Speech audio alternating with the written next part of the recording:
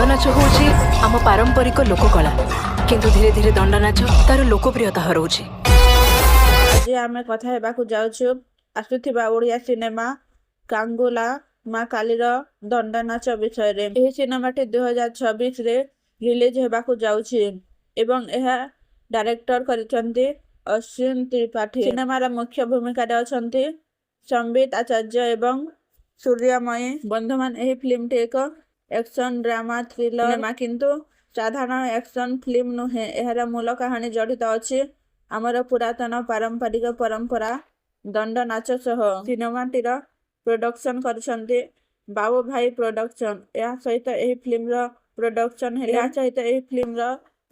हेले सुगेंद्र कुमार मल्ला एवं संबित आचार्य।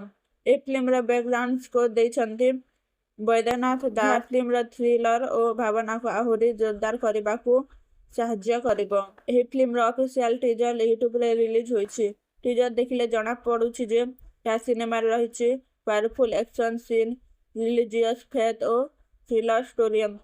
विशेषकर माँ कालीर दंडनाचर दृश्य गुड़िक टीजर रे बहुत आकर्षणीय लागुछि। संबित आचार्य लुक मध्य बहुत डिफरेंट और इंटेंस देखा जाउछि। जहा जदि कहानी भल हुए तेबे एही फिल्मटी हॉलीवुड रे एक अलग धरण सिनेमा हुई पारे। कारण आमर पारंपरिक